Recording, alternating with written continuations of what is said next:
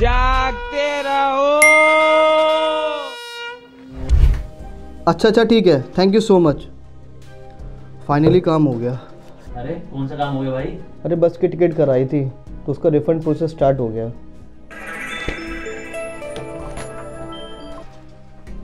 Hello रुकिए ma'am, 2 minute रुकिए, OTP बता रहा हूँ मैम, लेकिन पैसा तो आज आ जाएगा। अरे यार ऐसे किसी को भी ओटीपी शेयर नहीं करते। क्यों? अगर ओटीपी शेयर करोगे ना तुम्हारा पूरा बैंक अकाउंट खाली हो जाएगा।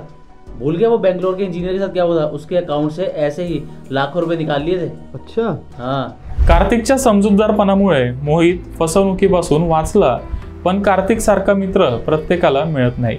आपण जागरूक राहिलो तरच आपला फसवणुकीपासून बचाव होऊ शकतो, नाहीतर आपल्या चुकीमुळे मेहनतीचे सगळे पैसे गमवावे लागतात।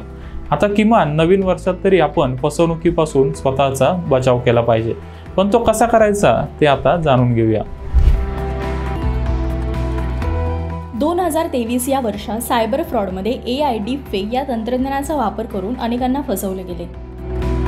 फ्रॉड जीपीटी किंवा वर्म जीपीटीचा वापर करून यामध्ये लोकांचे आवाज कॉपी करून आपल्याच व्यक्तीला फोन आहे असे भासवून फसवण्यात आले। या तंत्रज्ञानाच्या वापराने खऱ्या आणि खोट्या आवाजातील फरक समजणे देखील कठीण झाले। आवाज बदलून पैशांची किती निकड आहे हे सांगून मदत करायची आहे असे सांगून देखील लुबाडले जात असे। 2023 मध्ये केरळमध्ये 300 पेक्षा अधिक लोकांची या प्रकारे फसवणूक करण्यात आली। तब्बल 4 कोटी रुपयांना लुबाडले गेले। फोन आल्यानंतर कोणत्याही व्यक्तीवर डोळे झाकून विश्वास ठेवू नका। असा फोन आल्यानंतर पैसे पाठवण्यापूर्वी त्या व्यक्तीला स्वतः कॉल करा आणि कॉल खरा असल्याची खात्री करा। 2023 मध्ये डिजिटल अरेस्ट फ्रॉडच्या प्रकरणात देखील वाढ झाली। या फसवणुकीमध्ये स्कॅमर कुरिअर कंपनीतून बोलत आहे असे भासवतो, तसेच कुरिअर कस्टम डिपार्टमेंटने पकडले आहे असे देखील सांगतो। त्याचबरोबर तुमचा आधार नंबरचा वापर मनी लॉन्ड्रिंगसाठी केला आहे असे धमकावले जाते। तसेच हा कॉल पोलीस क्राईम ब्रांचला ट्रान्सफर करतो अशी भीती दाखवून स्काईप कॉल जॉईन करण्यास सांगितले जाते।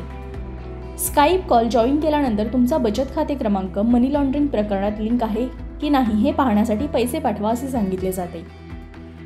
तसेच तुम्ही या प्रकरणात निर्दोष असल्यास तुमचे पैसे परत मिळतील असेही आश्वासन देण्यात येतं।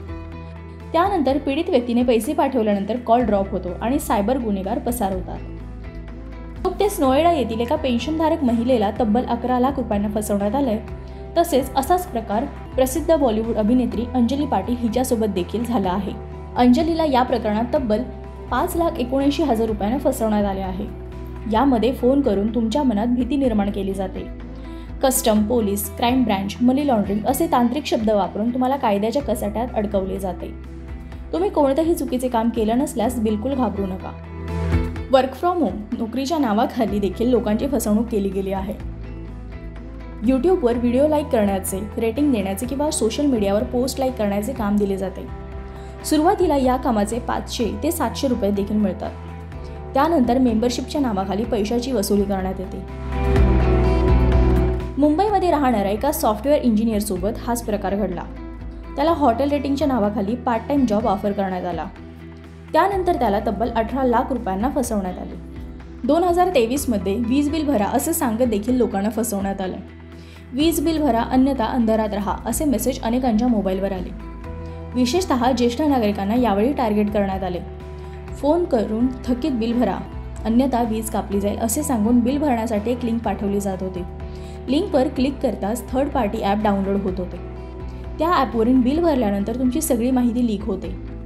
नुकतंच बिल भरण्याच्या नावाखाली मुंबईमधील एका ज्येष्ठ नागरिकाला तब्बल 11 लाख रुपयांना गंडवण्यात आले। सबसे पहले इंपॉर्टेंट चीज है कि अपना जो भी ओटीपी है वो किसी को ना बताएं। सेकंड चीज है कि बैंक है आपसे कभी भी आपकी जो भी पर्सनल इंफॉर्मेशन लेने के लिए आपसे कभी भी कांटेक्ट नहीं करता है। अगर कोई बैंक या फिर कोई भी एंटिटीज आपसे कांटेक्ट करती है तो सबसे पहले आप उसको, जो आपका असली ऑर्गेनाइजेशन है उसको आप कॉल करके आप उससे इंफॉर्मेशन ले लें कि असली ऑर्गेनाइजेशन है या फिर कोई फेक ऑर्गेनाइजेशन आपको बेसिकली कॉल कर रहा है। तो ऑथेंटिसिटी ऑफ दैट ऑर्गेनाइजेशन आप सबसे पहले जान लें। एंड जो तीसरी मोस्ट इंपॉर्टेंट चीज है कि किसी भी अननोन सोर्स से अगर आपके पास में कोई भी लिंक्स आती है या फिर पासवर्ड आपसे मांगा जाता है या फिर आपकी कोई भी इंफॉर्मेशन भरने के लिए आपको बोला जाता है, तो इस टाइप की किसी भी अननोन लिंक पे आप क्लिक ना करें और उसकी ऑथेंटिसिटी उस लिंक की आप जरूर जान ले कि वो एक्चुअल के अंदर वो ओरिजिनल वेबसाइट है या फिर ये किसी हैकर द्वारा कोई फेक वेबसाइट बनाई गई है। 2022 मध्ये 2296 कोटी रुपयांची ऑनलाईन फसवणूक झाली होती.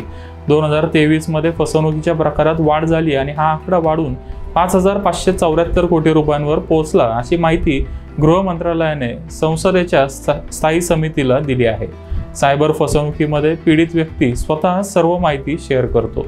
OTP मिळाल्यानंतर फसवणूक करणारा आपलं बँक खातं हॅक करतो आणि त्याच्यावर डल्ला मारतो. म्हणूनच फसवणूक टाळण्यासाठी आपण स्वतः जागरूक राहणं आवश्यक आहे.